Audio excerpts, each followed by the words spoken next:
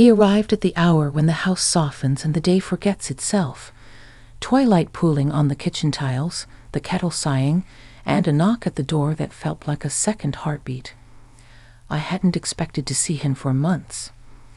I hadn't expected the quiet either, the kind of quiet that carries whole sentences on its back. What he didn't say was louder than any apology I'd rehearsed receiving. Don't forget to like the video, share your thoughts or story in the comments, and subscribe to stay updated with our latest stories. Now, before I begin, tell me, where are you watching from? I'd love to know which cities and towns are joining me for this memory that stayed with me for years. The door stuck like always, swollen from a summer of humidity and my stubbornness about fixing things myself.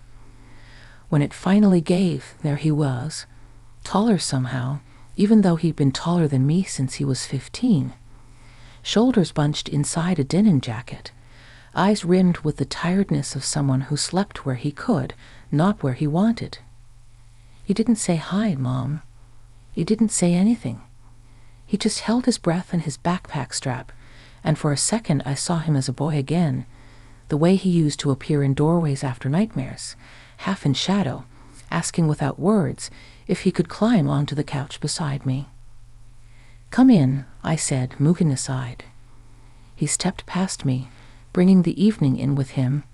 Cool air, the faint metallic scent of the bus, stopped down the street, the peppery after-smell of city rain that hadn't reached us yet. The house made its familiar noises, ice settling in the freezer, wind skimming the gutters. Little things that had kept me company when we weren't speaking. I put the kettle back on, though it had only just clicked off. The ritual helped.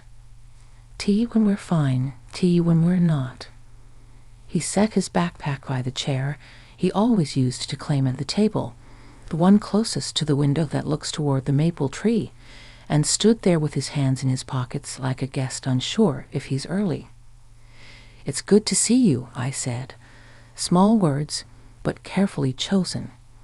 He gave a small nod, eyes traveling around the room like they were visiting old photographs.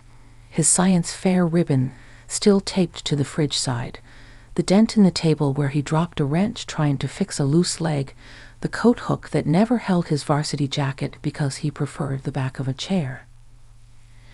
When the kettle sighed again, I poured. He took the mug in both hands, letting the steam halo his face. That's when I noticed the tremor, barely there, like a plucked string. The silence between us wasn't empty. It was a bridge being built very slowly, plank by careful plank. "Hungry?" I asked. Another nod. I opened the pantry and pulled out the reliable things. The canned soup he'd hated at 12 and tolerated at 17. The cornbread mix I saved for days when the oven warming the kitchen felt like a hug. I talked to the soup as it warmed, the way I talk to plants when I water them, mostly to give my mouth something to do while my heart tried not to trip. He leaned against the doorway and watched, taking in the choreography of home, drawer slides, spoon against pot, oven door thunk. His shoulders loosened a little. "You look well." I tried. He breathed out a sound that might have been a laugh had it lived a fuller life. I didn't push. We'd learned the hard way that questions can be nets that tangle more than they catch. We ate at the table, not the couch. It felt important to meet each other where real conversations have always lived. The maple outside shook off a few leaves, even though summer still clung to the edges. Streetlights blinked to wake, one by one, like a row of patient eyes. He ate slowly, as if remembering how. Halfway through his bowl, he set his spoon down and rubbed the scar on his knuckle, the one from the time he slipped with the pocket knife I told him not to take on the school camping trip. He used to do that when he needed courage, like the scar was a talisman that proved he could survive his own mistakes. I kept my hands around my mug and matched his breathing without thinking, the way mothers do even when their children are grown. "I kept your room clean," I said, and immediately wished I'd said ready instead. Clean sounded like a museum. Ready sounded like a welcome. He looked up, understood anyway, and something in his gaze softened. He glanced down the hallway, toward the door with the sticker that says, "Please knock," applied by a 14-year-old who wanted privacy, and a mother who hammered the sign straight with a smile and a sigh. We didn't talk about our last phone call.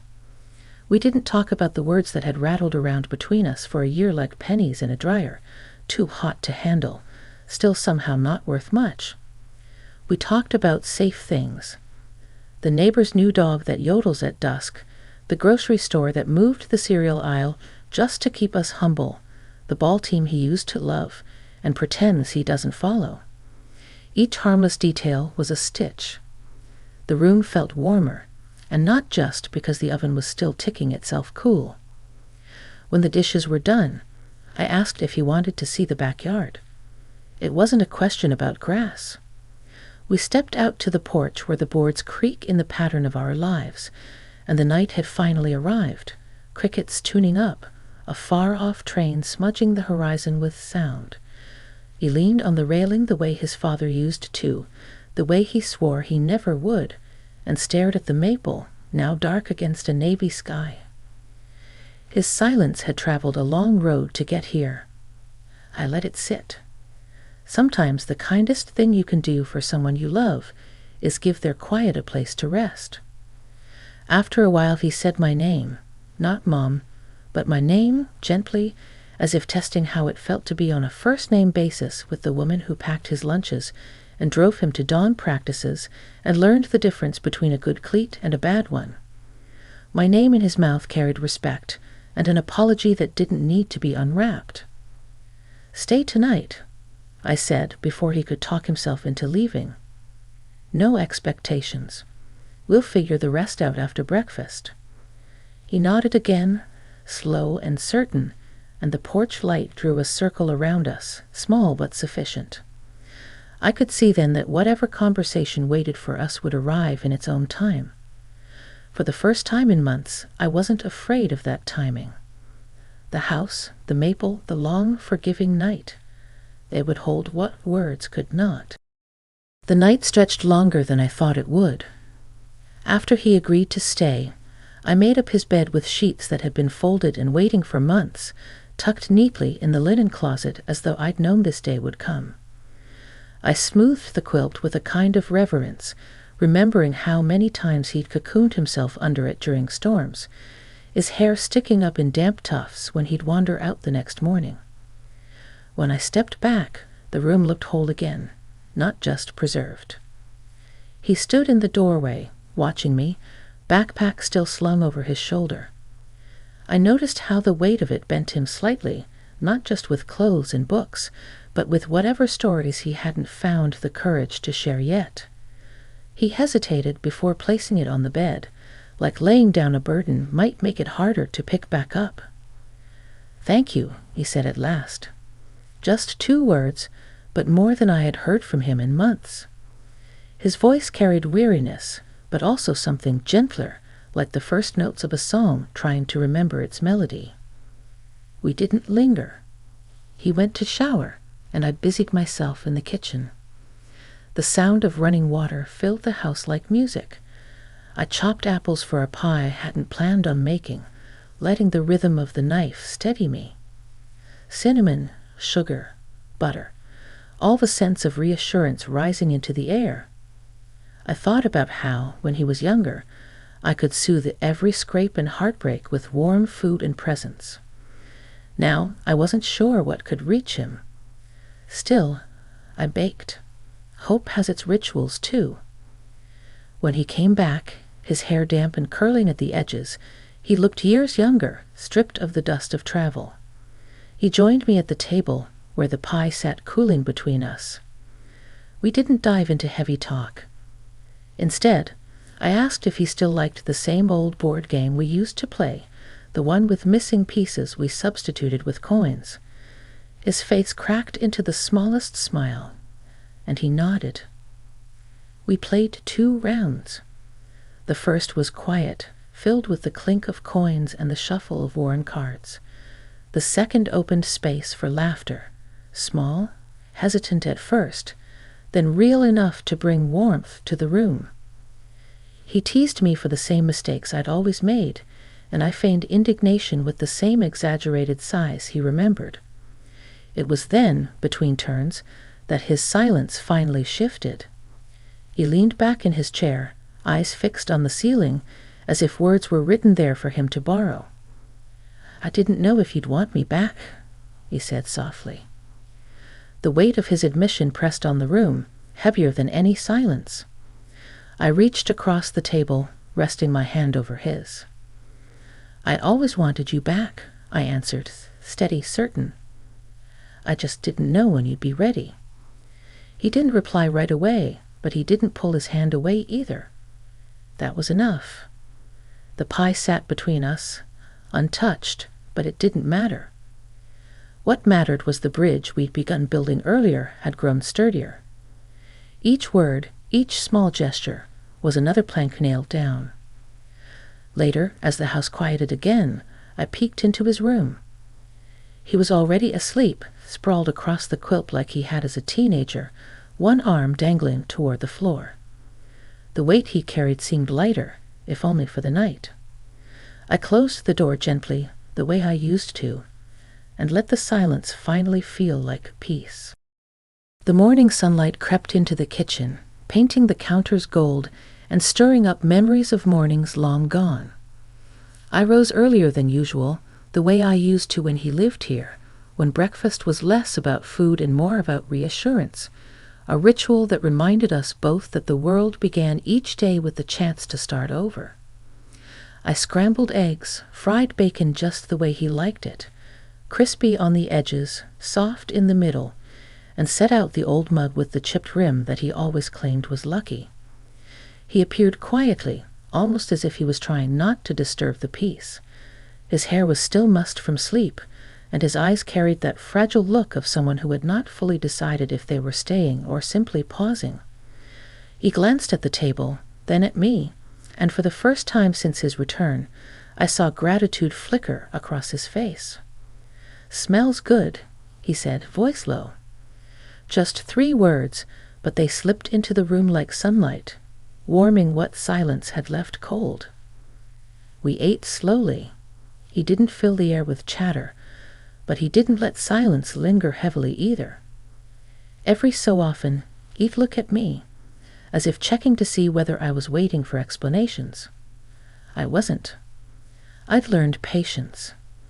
I let him take his time, answering his pauses with nods and small stories about the neighbors, about the garden, about the little things that tether life together. After breakfast, he surprised me by suggesting we go for a walk.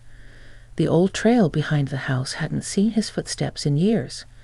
The maple trees along the path had thickened, their roots gripping tighter into the earth, much like the years had rooted themselves into our relationship, some strong, some tangled, some weathered by storms.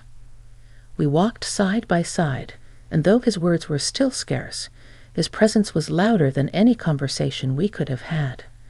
He kicked at pebbles, hands in pockets, shoulders no longer as tense. I told him about the time last winter when a deer wandered close to the porch, about how I'd watched its breath rise in clouds under the cold moonlight. He listened, not interrupting, his gaze fixed on the trail, but his ears clearly open. Halfway down the path, he stopped. The air around us felt charged, as if the trees themselves leaned closer. "I made mistakes," he finally said, his voice rough, like gravel being shifted after too long. I turned to him, the urge to say a dozen things pressing at my lips. But I kept still. His eyes carried something fragile, and I knew this moment was less about my response and more about his courage to speak. "I thought staying away would fix it," he continued, "or at least make it easier for you. But it didn't. It just made me realize how much I carried with me anyway." His hand reached out to the nearest tree, fingers brushing the bark like he needed something solid to anchor himself. I stepped closer, careful, like approaching a bird you don't want to startle. "You're here now," I said. "That's what matters. The rest, We'll figure out as we go." He let out a long breath, one that seemed to empty more than just his lungs.